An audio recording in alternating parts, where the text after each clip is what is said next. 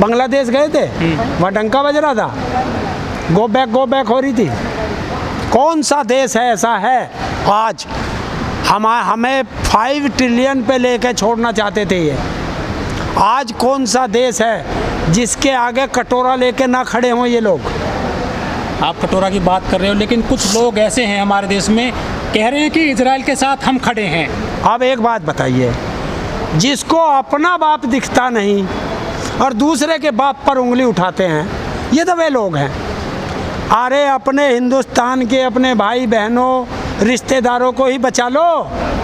अब वो एक लड़का था, क्या नाम था, मैं नाम भूल गया, अंधभक्त था मोदी का, और ऑक्सीजन मांगते मांगते मर गया।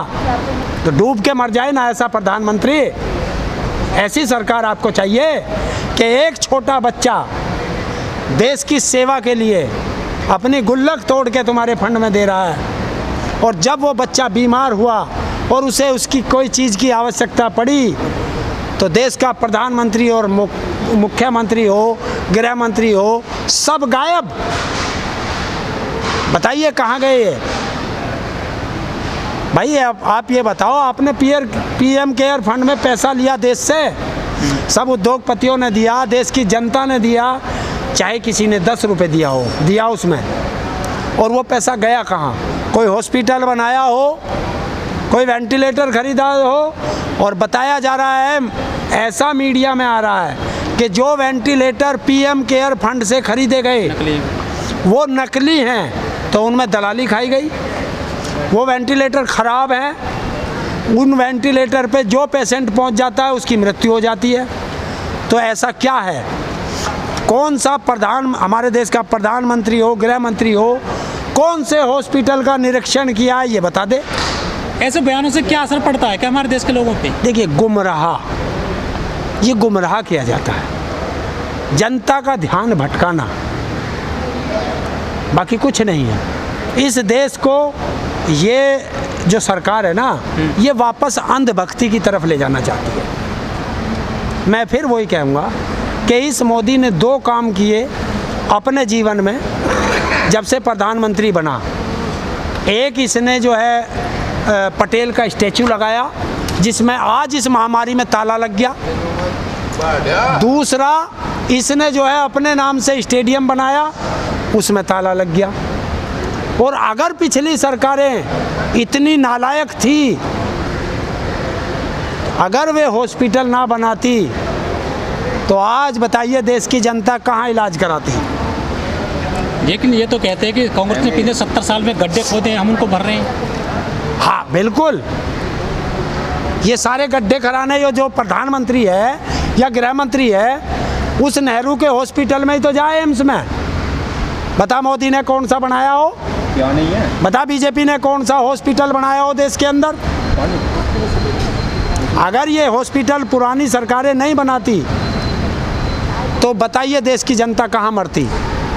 आज गांव के अंदर जाइए आप, गांव के अंदर कोई घर बच रहा होगा जिसमें बुखार नहीं हो, और लेकिन उत्तर प्रदेश का ढोंगी मुख्यमंत्री जिसको पता ही नहीं है कुछ भी, वहीं बैठा कह रहा है उत्तर प्रदेश बिल्कुल चंगा है। हरेंद्र जी, मोदी जी ने कहा था कि आपदा को अवसर में बदलिए, कि जो मदद करिए लोगों की उनको, लेकिन जो एक यहाँ पे सीरम कंपनी है जो टीके बनाती है, उसको सबसे ज़्यादा प्रॉफिट हुआ टीके बनाने में, जो टीके बनाए गए हैं कोरोना के।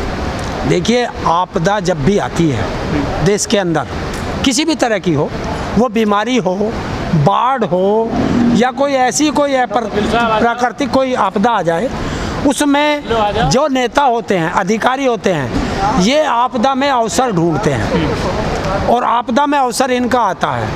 आपको मैं ये बता देता हूँ कि हिंदुस्तान के अंदर इन नेताओं का, अधिकारियों का, और जो ये पत्तल चाट पत्रकार हैं जो सरकार के गुलाम हैं, गोदी मीडिया कह लो, उन्हें कुछ भी कह लो, आप इनकी संपत्ति की जांच करा दो, पता चल जाएगा आपको। ये मत कराना कि अगर तुम पत्रकार तो सिर्फ तुम्हारे पूरे परिवार की संपत्ति की जांच। पता क्या कर रखा? मैं पत्रकार, रिश्वत मैं ले रहा, अपने बच्चों के नाम से संपत्ति खरीद दी। लेकिन जो उत्तर प्रदेश में सरकार की मुखालफत करना, उसको आलोचना करना, विरोध करना खतरे से खाली नहीं है। पूर्व IAS है सूर्य प्रताप सिंह, उन्होंने एक ट्वीट किया व्यवस्था को लेकर, तो उन पे FIR हो गई है लखनऊ में फिर से एक बार हो। देखो क्या होता है, जो तानाशाह होता है ना, वो अपनी आलोचना सुनता नहीं है। भाई मैंने ऐसे कार्य क्यों किए कि ये भाई मेरी आलोचना कर रहा है या तुम मेरी आलोचना कर रहे हो।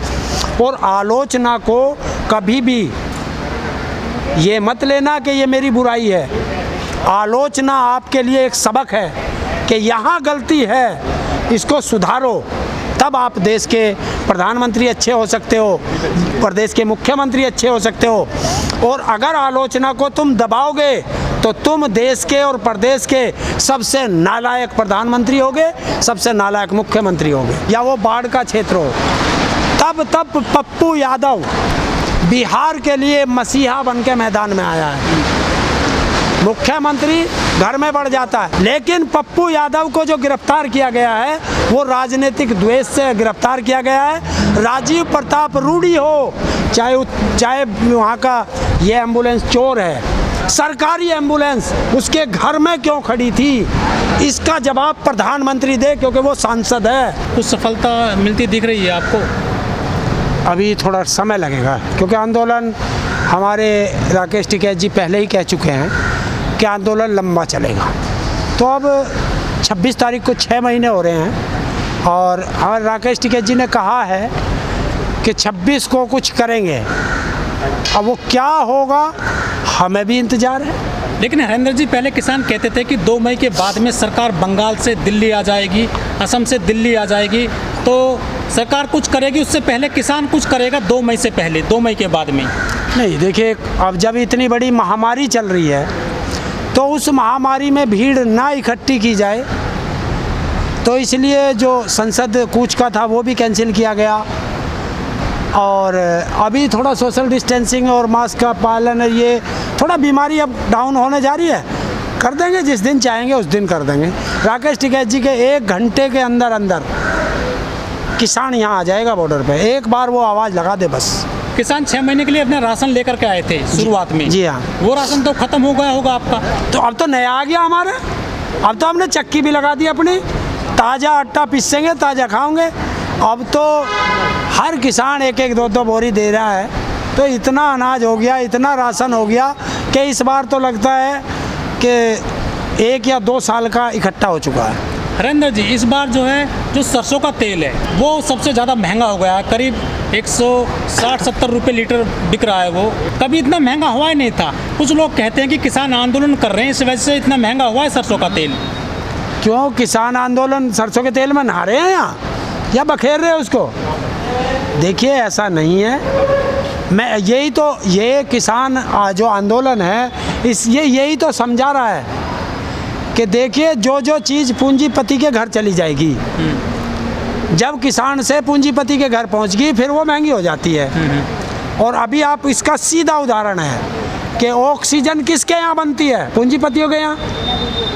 और आज ऑक्सीजन का सिलेंडर 10,000, 20,000, 30,000, 50,000 में बिक रहा। तो कैसे बिक रहा? पूंजीपतियों के यहाँ है। और जिस दिन ये अनाज जो किसान कह रहा है पूंजीपतियों के गोदाम में चला गया, तो फिर आप बता दो मुझे, ये गरीब मजदूर मध्यम वर्ग कैसे रोटी खाएगा? अनाज नहीं मिलेगा, नहीं मिलेगा। पूंजीपति अपने रेट पे बेचेगा। लेकिन जिस तरह से कालाबाजारी हो रही है दवाओं की या ऑक्सीजन की, मोदी जी ने खुद कहा था 2019 में कि हमने देश से दलाल ख़त्म कर दिए हैं, कालाबाजारी अब नहीं होगी। देखिए मोदी जी की बात और गधे की लात कभी विश्वास मत करना।